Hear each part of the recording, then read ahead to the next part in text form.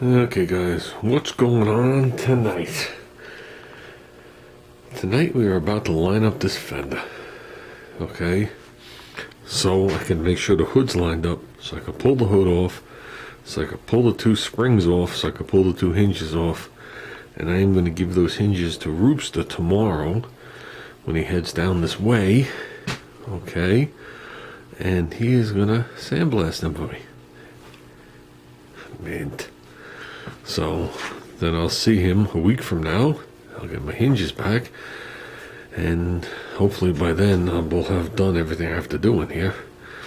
But I just want to get the fender on. Me and Junior want to concentrate on this bodywork full force. We kind of have to at this point. Running low on time. So with that said, guys, I'm going to pause this a few minutes and get some of the fender bolts on. I just have these laid in here. And let's make this into something. Okay, guys, we got that on the best. We have to get it on. I think we're doing good on the hood gap.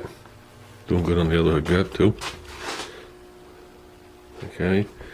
I don't have all these bolts tight. This one's tight. Two in here are tight. These are just touching. See, the panels still move if I want them to.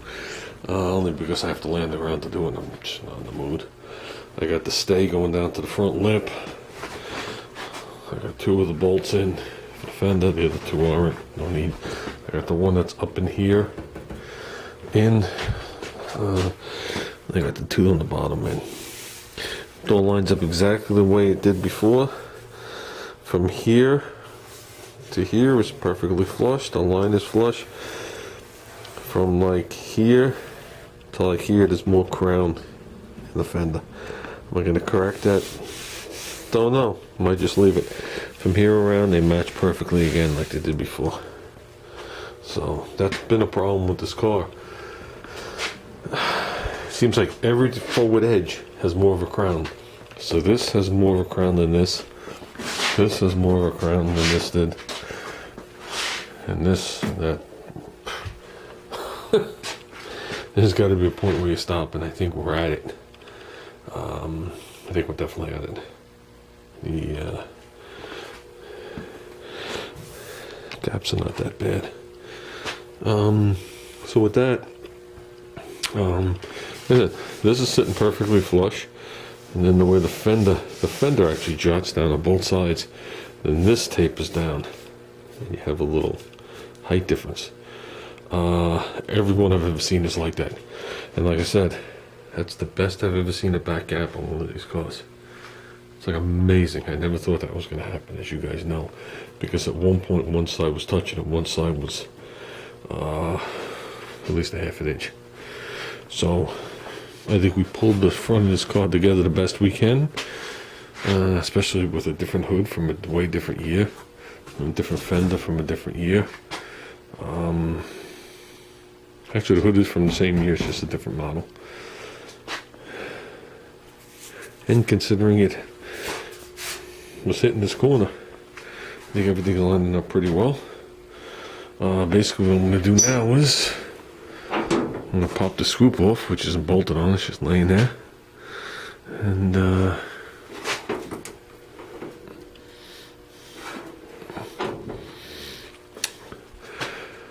take these hinges off for Ruben. Couple things. One, the way I was going to do this initially is I was just going to put masking tape. I was going to scuff this up, okay, and I was going to put masking tape on the hood, and I was going to coat the bottom and up the sides with Duraglass. Sit the scoop down, bolt it on, let it harden. So then I'd have a perfect matched edge to this, and then I just had to work it. But since then, I've never seen anybody do it with a wax paper like 805 Road King did with that epoxy, and I'm liking the wax paper better. I think I'm going to put wax paper down and still do the same idea. That's the way I've seen people do it, and I personally like it. I don't like a square edge on the bottom. I like after you're done, you put the slight round to it, almost like you have everywhere you have a seam on a car, you have a radius edge, and I think it looks nice. Right now, there's a little wave to it. So it was very hard to do that with the boss's fiberglass in, if you guys remember. So, but we did get it to the point where it lays flat on the car. That was the good thing because the hood does have a bow to it. So,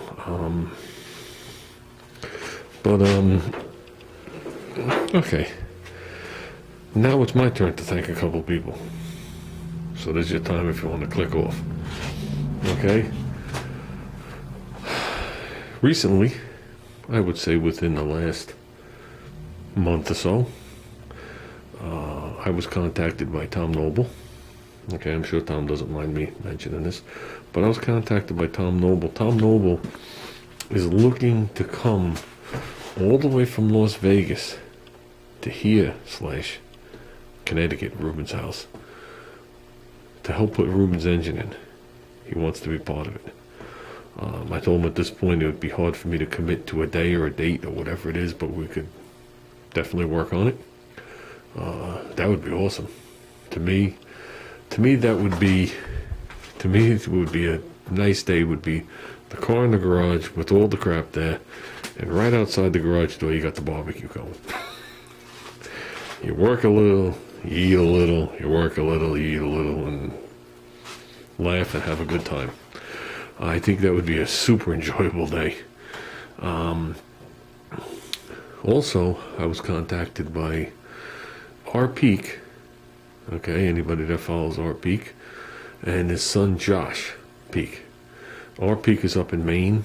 If you follow Cutworm, you know who R. Peak is, because a lot of stuff Cutworm says, you could hear R. Peak talking, and a lot of stuff R. Peak says, you could hear Cutworm talking. And if you've seen the episode where they exchanged the Volkswagen for the Crosley, that was R. Peak. And I know they're very good friends. Spiritually good friends, and they're just good friends. It makes me sad when they're not together, I'll put it to you that way. When they're together, I almost have a tear in my eye. It's like they're meant to be, and they just live so far away from each other. But to make a long story short, Josh is coming up from the Carolinas where he lives to visit his father and stuff in Maine, and then they're heading down to the Cape, which is in Massachusetts. And the son asked if they could take a trip down to see me. Now, this has been being talked about for years. It's come and gone. And I remember when Josh Peak got R. Peak's 64 Rambler, and he was heading down from Maine to the Carolinas. I contacted R. Peak, and I said, if he breaks down anywhere along the way, you know, and he's closer to me than you, just give me a call, I'll go help him. Which was the truth. Even though I didn't realize, I just assumed everybody was up and down 95 on the coast. I didn't realize that where he is in Maine and came down, he was nowhere near me if he broke down. But that didn't matter. And Josh Peak still has the 64 Rambler. It was a silver gray. He sanded it, repainted it, and put flames on it years ago. But I thought that was awesome. That's going to be, oh, he told me the dates, I forgot already. So I told him, I mean, truthfully, at this point I can't commit to anything. There's just so much going on here that maybe I can head up closer to where they are and we could hang out. You know, there's got to be a destination between here and the Cape that maybe we could all hook up and spend the day together. Because my stuff here is now scattered, and it's become more and more scattered to where I'm keeping the stuff for a while. So, but I thought that was pretty awesome. I thought that was pretty awesome that people want to drive and actually spend some time with me. That's cool. That's cool. Not that I don't mind driving and spending time with them, but it's just cool when someone offers. So, with that said, now that I've bored you long enough, I am going to take this off, and I am going to get these hinges ready for Ruben. I'm expecting Ruben somewhere around 10-ish tomorrow. If he leaves when he says he's going to leave and he hits no traffic, and he drives like the yuppie that he is. Oops, did I say that out loud? Well, he's from Connecticut. He's got to be yuppie.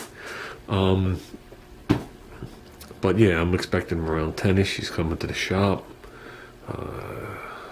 And hopefully it's smooth sailing. Because if we get smooth sail that bolt out, there's 1 or 2 other things we're going to knock out. And I'd like to spend more than 5 seconds with him. Because he definitely has a time limit where he has to leave. He has things to do, and I know what time he has to be back up there.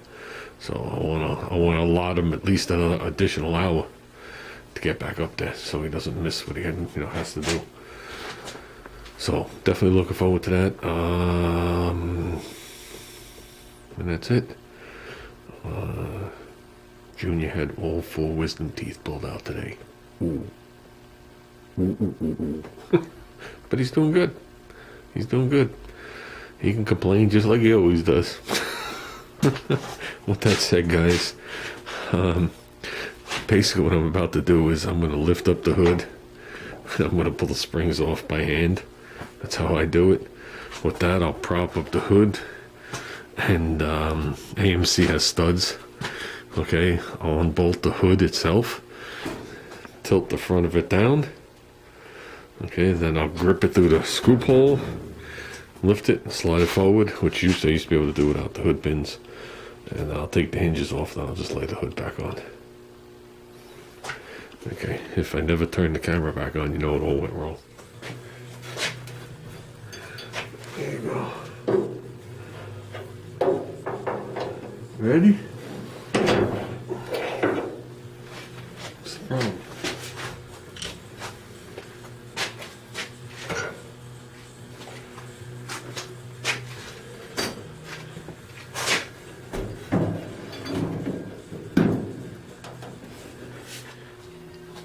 Sorry, thumbs down guy, but I did it. I didn't damage nothing. How low the hood it sits now. Talk about misalignment. Okay, what was I going to say? I think we're going to call it for tonight. I go in the house, relax, and gotta get up early tomorrow. I was going to sleep late. But nah, I gotta get up early and help Ruben. Mint. Looking forward to it. What was I gonna say? So, I think I'm gonna cut off the videos on the carburetor at this point. Once Ruben gives me the go-ahead to finish it, I think I'll just... The next video will be maybe explaining everything I did to it after I hand it to Ruben. So... But I will say one thing, I went to Allstate Carburetor today, and the guy hand makes his kits there. This place is just nothing but carburetors, obviously. They rebuild carburetors from anything to anything. There's, machine carburetors there, racing carburetors, half-cut dominators, there's everything there. So he hand picks the parts, and I told him exactly what I was doing, told him exactly what I had, told him the nozzle I wanted, the jets I wanted. He had no problem with any of that. I asked him about the kit, and he says, well, I hand pick it. I said, does it come with a 2-stage or a single-stage power valve? He says, a 2-stage. I said, we're good. Got the prices on all the stuff. I brought the screws, and like I said, when Ruben's ready to go, I'll be ready to go. As long as the base plate's done, which it is. So, and I know it was cut out of one video, but that throttle lever was the back carburetor throttle lever of my wagon. So was that accelerator squirter, the pump lever. So that came off my wagon carburetor. That was one of my old stock stuff. So I think between the two of those, when you buy that lever and that arm, it's probably like $20, a little bit less. So that was a nice $20 savings, and now he could hook that carburetor on anything. It's got all the stuff on it. It's got all the holes and all the shit.